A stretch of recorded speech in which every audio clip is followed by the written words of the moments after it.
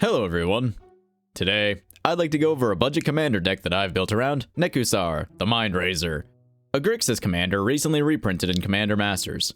As usual, I've designed this deck to cost less than $45 at the time of recording, using prices listed by Scryfall, including basic lands at 10 cents each, but not including the costs of shipping and taxes and the like.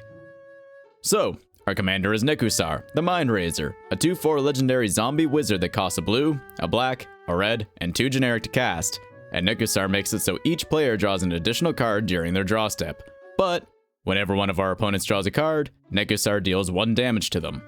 So, Nekusar can really help speed up the game, giving everyone access to more cards to play each turn while he's up, but he punishes our opponents for drawing.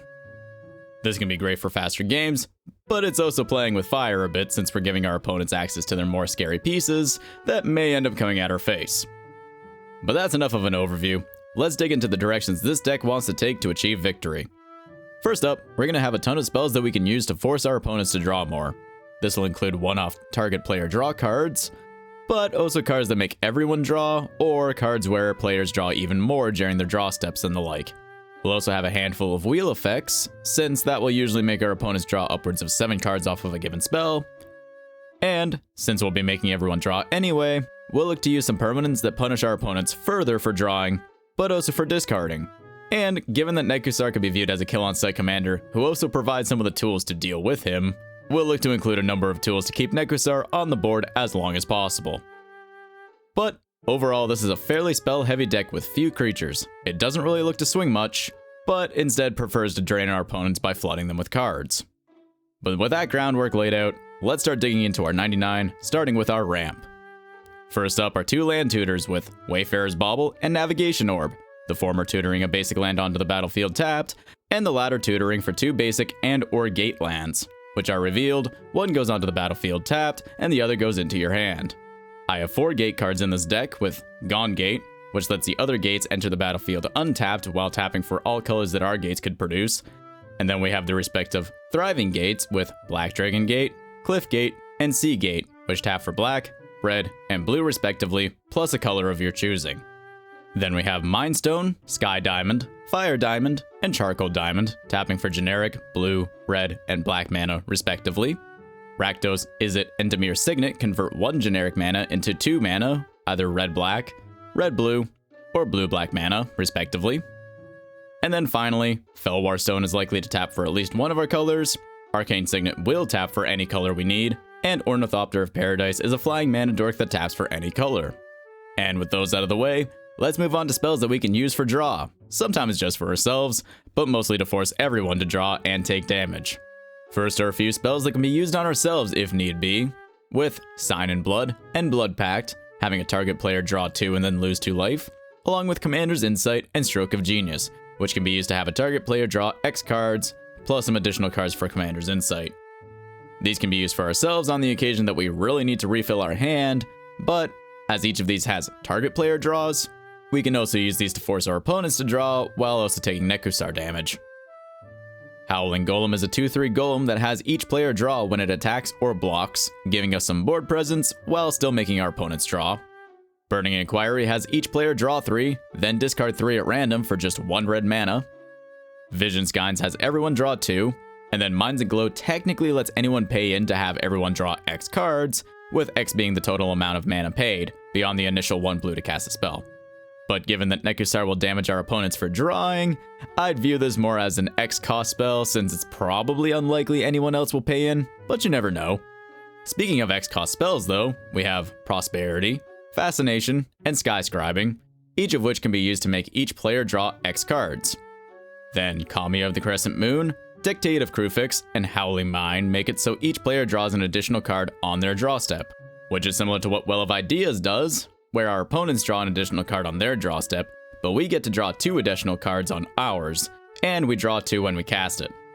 Then we have Saizen, Perverter of Truth, which makes players lose 2 life and draw 2 on their respective upkeeps, and Fevered Visions has players draw on their respective end steps. But if an opponent has 4 or more cards in their hand after this, Fevered Visions deals 2 damage to them. Then Stormfist Crusader makes it so each player draws a card and loses a life on our upkeep, and Forced Fruition in combination with Nekusar can be very potent, as it has our opponents draw 7 cards anytime they cast a spell.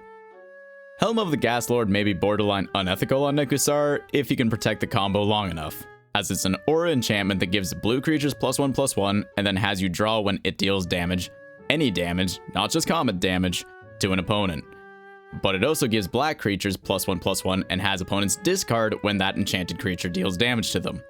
So on Nekusar, who gets both the blue and the black buffs, you're basically saying that no opponent can grow their hand, since when they draw, they take damage from Nekusar, have to discard, and then we get to draw to boot. This gets even more disgusting if you cast, say, a wheel effect, since that would essentially make it so our opponents will have no hand and would just be playing with whatever they have on the board, while additionally taking a bunch of damage. And of course, we have a handful of wheel effects, just not the most efficient wheels because those tend to be a bit more expensive, but they're wheels nonetheless. Temporal Cascade is admittedly a mana expensive wheel, and probably among the first cards that I'd suggest subbing out when upgrading, since you need to pay the Entwine cost to get both the draw and the shuffling hands and graveyards into the library effect. But if you just want people to draw, you can just choose that part and pay its regular casting cost. Magus of the Wheel also gives us a wheel effect on a creature, but the summoning sickness does slow it down and give our opponents time to react.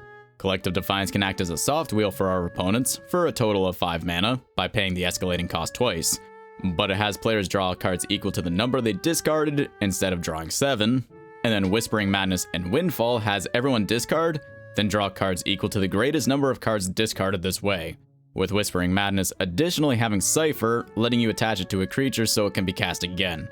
Though we don't do very much combat with this deck, so it might not go off so frequently. And finally, Time Reversal and Game Plan have everyone shuffle their hand and graveyard into their library, then draw 7. But now that we have a bunch of ways to make our opponents draw a bunch, let's look at ways to punish them or benefit ourselves for them drawing or discarding. First up we have Waste Not, which gives us a 2/2 black zombie creature token whenever an opponent discards a creature card, 2 black mana whenever an opponent discards a land, and has us draw if they discard a non-creature non-land card. Megrim, Raider's Wake, and Fell Spectre deal 2 damage to an opponent whenever they discard a card, and then Fate Unraveler and Underworld Dreams both deal 1 damage to an opponent whenever they draw a card. Now, Nekusar is the kind of commander that can draw some unwanted attention, and while cards like Fate Unraveler and Underworld Dreams can keep our deck limping along if Nekusar is dealt with for a bit, we'd obviously prefer to keep our commander on the field, so let's go over some ways that we can protect our commander. Curator's Ward, Swiftfoot Boots, and Mirror Shield are ways to give Nekusar hexproof, making him mostly safe aside from board wipes and forced sacrifice. Then, instants such as Feign Death, Supernatural Stamina, Not Dead After All, and Undying Malice give, when this creature dies, return it to the battlefield under its owner's control for 1 black mana. And Turn Aside counters a spell that targets a permanent you control for 1 blue mana. However, more general counterspells can also be used to protect our commander if need be, along with interacting with what our opponents wish to do. So things like Counterspell, Stoic Rebuttal, Cancel, and Ionize are general counterspells, countering anything you wish, and Negate and Unwind counter non-creature spells, with Unwind untapping enough lands to at least pay for itself. Doomblade and Go for the Throat can be used to destroy a target creature, with Doomblade targeting non-black creatures, and Go for the Throat targeting non-artifact creatures. And, given this deck has very few creatures, and thus is susceptible to taking quite a bit of damage from Go Wide board swinging at us, we have some board wipes, including Starstorm, Decree of Pain, and Deadly Tempest. Starstorm is an X-cost spell that deals X damage to each creature, but it can be cycled away for 3 mana if we don't happen to need a board wipe that game. Decree of Pain destroys all creatures, and then we draw a card for each creature destroyed that way. Or it can be cycled away for 5 total mana, and if this is done, each creature gets -2/-2 until the end of the turn, so it's actually still a board wipe for small creatures when cycled. And then Deadly Tempest destroys all creatures, and then has each player lose life equal to the number of creatures they controlled that were destroyed this way. Something that could really punish a Go Wide player while only having us lose a smidge of life. But with all of our spells laid out, let's take a look at our land base.